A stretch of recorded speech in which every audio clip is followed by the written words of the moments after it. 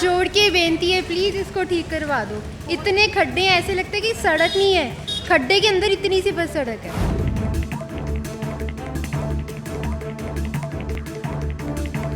BJP की ऐसी सरकार आई है कि अज तक 40 साल अं ये हाल नहीं देखा कभी। 40 साल हो गए उन्होंने चंडीगढ़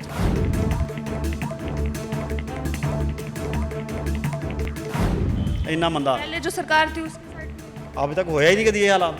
अब तक कभी ये हालात ही नहीं हुए, पहली बार देखे हालात।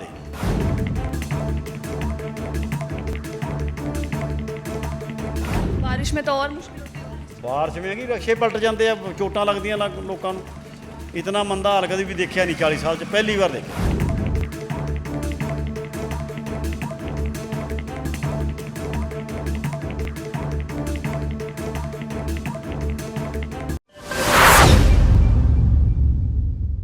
ये तस्वीरें किसी और शहर की नहीं है बल्कि चंडीगढ़ की है। चंडीगढ़ जिसे सिटी ब्यूटीफुल कहा जाता है, उसकी सड़कों के अगर आपको हालात दिखा दिए जाए तो बद से बदतर हुए पड़े हैं। ये खस्ता सड़कों पर गाड़ी चलाने से लेकर लोगों को पैदल चलने में भी डर लगने लगा है। आपको ये सिर्फ एक सेक्टर की तस्वीरें नहीं दिखाई जा रही, पूरे चंडीगढ़ की ये हालात बने हुए हैं कि सड़कों पर लोगों का चलना बहुत मुश्किल हो चुका है।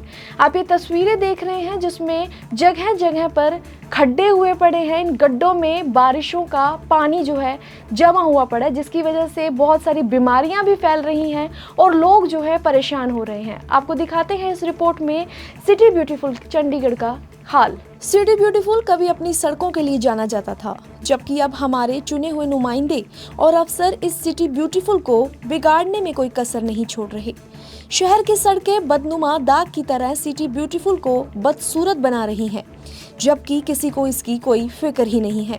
आज हालात ऐसे हुए पड़े हैं कि शहर की मेन सड़कें ही टूट रखी हैं। जिस अलांटे मॉल को देखने के लिए हजारों लोग पहुंच रहे हैं, उसी अलांटे से जब हम बाहर मेन रोड पर पहुंचते हैं तो एक साथ कई बड़े और गहरे गड्ढे देखने को मिल रहे हैं। अरोमा होटल जो शहर की पुरानी पहचान है, उसी अरोमा लाइट पॉइंट पर सेक्टर 21 की सड़क पर गहरे खड्डे हैं। आगे चलें तो सेक्टर 22 का भी यही हाल है। सेक्टर 37 का तो क्या कहना। इंटरनल रोड तो ऐसी हो गई है कि लगने लगा है कि हम चंडीगढ़ के सेक्टर से नहीं बल्कि किसी स्टेट के गांव की सड़कों से गुजर रहे हैं। मलोया में तो सड़क कम और गड्ढे ज्यादा हैं।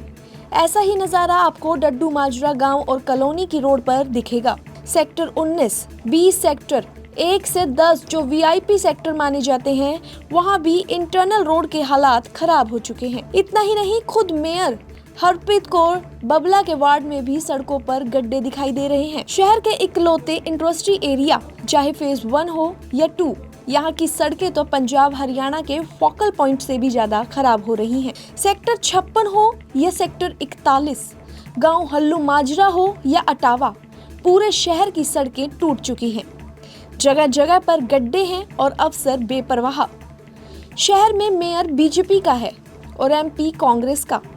इसी तानातानी में विकास का काम तो होना दूर, बात तक नहीं हो रही। शहर के अफसर और आपके चुने हुए नुमाइंदे सड़कें ठीक करवाने के लिए लापरवाह हैं, जबकि हमें उनकी तरह नहीं बनना। अपने सिटी ब्यूटीफुल पर दाग नहीं लगने देना।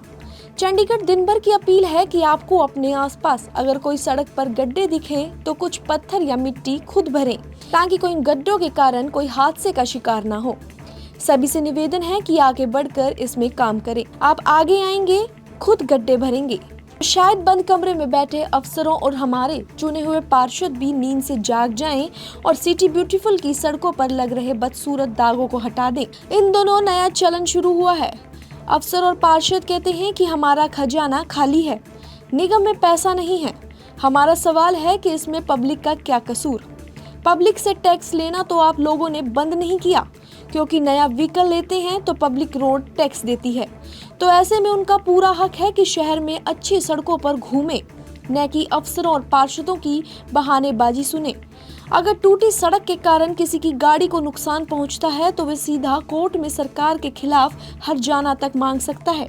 अगर सड़कों के हालात शहर के ऐसे ही रहे तो वह दिन दूर नहीं जब अपनी गाड़ियों के नुकसान का हर्जाना मांगने लोग सरकार के खिलाफ कोर्ट में पिटीशन दायर करने में लग जाएंगे। नमस्कार, आप देख रहे हैं चंडीगढ़ दिन भर और मैं हूँ ईशा ओझा और इस वक्त मैं मौजूद हूँ मलोया की सड़कों पे, जहाँ आप देख सकते हैं जगह जगह गड्ढे हैं और सड़कें पूरी तरह से टूटी हुई हैं और जिससे स्थानीय लोगों को परेशानी हो रही रही है और दो पहिया गाड़ियों का भी निकलना मुश्किल है, जिससे पैदल चलने वालों को भी मुश्किल है और वो सुरक्षित नहीं है। अब सवाल ये उठता है कि जनता की इस दिक्कत को देखने के बाद भी सरकार अब तक चुप क्यों है।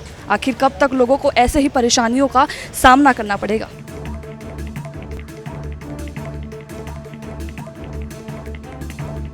तो हमारे साथ कुछ लोग जुड़े हैं जिनको बहुत परेशानी आई है, इनसे बातचीत करते हैं कि इनको कितनी दिक्कतें हो रही है। हाथ जोड़ के बेनती है, प्लीज़ इसको ठीक करवा दो। इतने खड्डे हैं, ऐसे लगता है कि सड़क नहीं है, खड्डे के अंदर इतनी सी बस सड़क है। बहुत मुश्किल होती होगी, बहुत रोज ज़्यादा, एक्सीडेंट का भी डर। बहुत ज़्यादा। ਬੀਜੇਪੀ ਦੀ ਐਸੀ ਸਰਕਾਰ ਆਈ ਆ ਕਿ ਅੱਜ ਤੱਕ 40 ਸਾਲ 'ਚ ਅਸੀਂ ਇਹ ਹਾਲ ਨਹੀਂ ਦੇਖਿਆ ਕਦੇ। 40 ਸਾਲ ਹੋ ਗਏ ਉਹਨੂੰ ਚੰਡੀਗੜ੍ਹ 'ਚ ਇੰਨਾ ਮੰਦਾ ਹਾਲ। पहले जो सरकार थी उसके साइड में अब तक होया ही नहीं कभी ये हालात। अब तक कभी ये हालात ही नहीं हुए, पहली बार देखे हालात ये। बारिश में तो और मुश्किल होती है। बारिश में कि रक्षे पलट जाते हैं, चोटां लगदियां लोगों ਨੂੰ। इतना मंदा हाल कभी भी देखा नहीं 40 साल 'ਚ पहली बार देखा। यहाँ पे कोई मतलब कोई नहीं आ रहा है। ना ना कोई नहीं आ रहा, ਤੁਹਾਡੇ सामने देख लो क्या हाल है। हम 3 साल से देख रहे हैं। हाँ, बारिश तो होना आई है, 3 साल से ये हालात है। 3 साल से ये हालात है, बारिश तो होना आई है। अब बीजेपी सरकार को आप क्या कहेंगे? बस सारे ना जिस तरह ਹੁਣ क्या ਕਹੀਏ ਤੁਹਾਨੂੰ, ਜਿਸ ਤਰ੍ਹਾਂ ਪਹਿਲਾਂ ਫੌਜੀ ਮਰਵਾਤੇ 40 ਇੰਡੀਆ ਲੈਵਲ ਤੇ ਰੌਲਾ ਪਵਾਤਾ, ਹੁਣ ਇਹ ਉੱਥੇ ਮਰਵਾਤੇ ਬੰਦੇ। ਉਹ ਬੰਦੇ ਤਾਂ ਹਿੰਦੁਸਤਾਨ ਦੇ ਅੰਦਰ ਮਰੇ ਨਾ, ਬਾਹਰ ਤਾਂ ਨਹੀਂ ਮਰੇ। ਤੇ ਫਿਰ ਪਾਕਿਸਤਾਨ ਨੂੰ ਐਵੇਂ ਆਖੀ ਜਾਣਗੇ। ਪਾਕਿਸਤਾਨ ਦਾ ਕੋਈ ਕਸੂਰ ਨਹੀਂ, ਹਿੰਦੁਸਤਾਨ ਦੇ ਅੰਦਰ ਮਰੇ ਬੰਦੇ। ਇਹਨਾਂ ਨੂੰ ਚਾਹੀਦਾ ਹੈ कंट्रोल करना। आम जनता किस तरह से परेशान है इन सड़कों को लेके, तो सरकार को इस पे ध्यान देना चाहिए। कैमरामैन राजवीर के साथ मैं ईशा ओझा।